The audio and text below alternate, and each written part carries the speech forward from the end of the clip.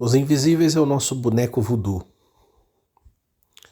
Nossa principal arma, nossa principal ferramenta para curar o mundo. Quando eu falo boneco voodoo, na sua cabeça provavelmente venha bonecos para espetar e fazer mal às pessoas, mas isso é o voodoo de Hollywood.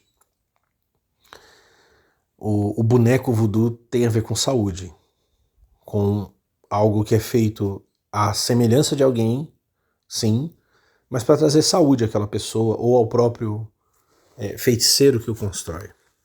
O próprio Grant Morrison chamou os invisíveis de boneco voodoo. E eu vou dar uma demonstração de em que ponto ele funciona dessa maneira. No volume 1, nos encadernados, nos 8 encadernados, no volume 1, na página 132, tem uma conversa acerca de uma figura. E ela acontece assim. Arjuna é príncipe entre os irmãos Pandava. Krishna, a encarnação do Lord Vishnu, é o personagem que interpreta. E este é Duryodhana, inimigo de Arjuna. O Mahabharata é a história da grande guerra entre os Pandavas e os Kauravas. Está falando, todo mundo conhece, dentro do Mahabharata tem o famoso capítulo Bhagavad Gita, que também se transformou na música Gita do maravilhoso Raul Seixas. Perceba que cada um tem seus próprios movimentos e trejeitos de fala. A obra do Dalang, homem muito inteligente, muito capaz. O Dalang, que ele está mencionando aqui, é um marionetista hindu tradicional. Aí uma pessoa comenta com a outra, o marionetista? Aí o cara, sim, é o Dalang. Ele faz as vozes e movimenta as marionetes. É ele que dirige o gamelão. É ele que nos faz rir e chorar. Muito inteligente. O Dalang é mais que marionetista. E realmente é. Não vou entrar em detalhes, mas realmente é. Sua habilidade está em fazer-nos acreditar que vemos uma grande guerra entre dois exércitos. Mas não existe guerra. Existe apenas o Dalang. Ou seja, o Dalang é um ilusionista. E quando ele está representando a batalha do Mahabharata, que ele nos faz crer que essa batalha está acontecendo, por que isso é necessário? O que é que ele pretende com isso? Bem adiante, no volume 7, na página 17, o personagem Mr. Six aparece e ele entra em cena numa recordação, num treinamento de invisíveis. Ele entra em cena e diz: mentimos, não estamos em guerra, não existe inimigo. Esta é uma operação de resgate. Ele está ensinando a monges e alguns outros personagens. O que isso tudo significa? No meu canal principal, no Aleph Hofer, eu lidei muito na página também do Facebook, menos no Insta, porque não costumo usar muito. Eu lidei demais com pessoas que diziam, que tinham essa mentalidade de mágica moderna, de magia moderna, de que os deuses ou os espíritos, os anjos e demônios, eles são apenas projeções psíquicas, que a magia é meio que uma quase terapia, ou talvez apenas um facilitador para você conseguir algumas coisas menores, talvez transar com alguém, talvez uma vaga de emprego, talvez, sei lá, desobstruir o trânsito.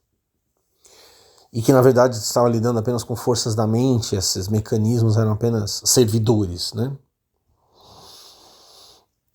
E eu sempre insisti numa batalha. Sempre insisti. Isso é falso? É verdadeiro? A verdade é verdade, só existe. O que existe é o Dalang. A guerra, a batalha, ela existe como missão de resgate. O que eu quero dizer? Nos aforismos de Heráclito, Heráclito diz que a guerra é a mãe de tudo. Vou dar um exemplo pegando a mitologia grega e a mitologia, né? A mitologia judaico-cristã. Os deuses gregos viviam em conflito. E esse conflito que os deuses travavam ele movimentava a história. Ele elevava e derrubava civilizações, ele produzia heróis, ele afetava a vida tanto dos deuses como dos homens. Heráclito, quando fala que a guerra é a mãe de tudo, é dessa guerra, ele está falando, da luta dessas potências. Ele também fala do arco, já mencionei antes, que precisa se estender completamente na direção oposta da onde a flecha vai ser disparada, para que então ela seja disparada, ou seja, o arco tem que alcançar um nível de tensão máximo.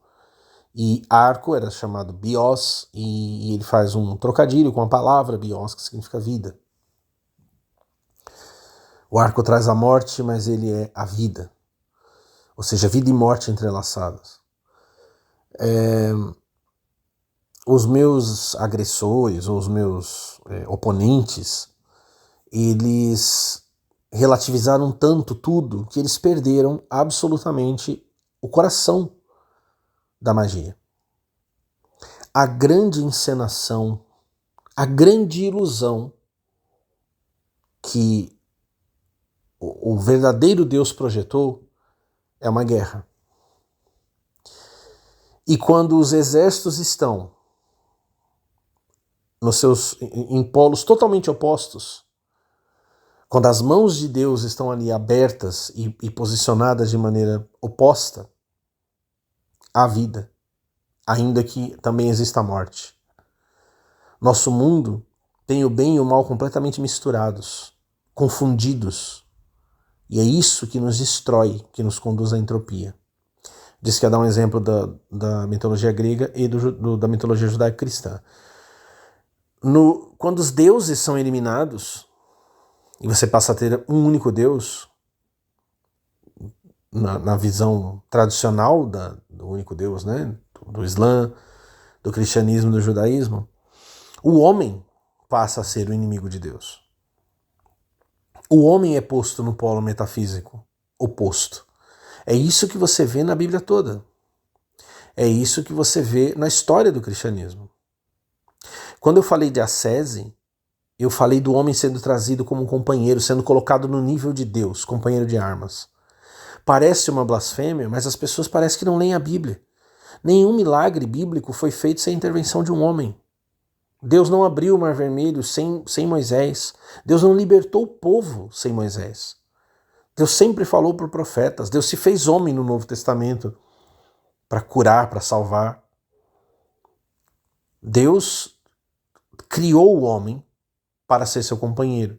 Mas quando esse conceito de que, na verdade, a criação é uma ilusão, por trás dela está Deus, e que esses exércitos são postos em polos distintos para que haja uma dialética, para que haja uma dinâmica, para que haja uma vitalidade, quando isso é perdido, nós ficamos presos na própria ilusão.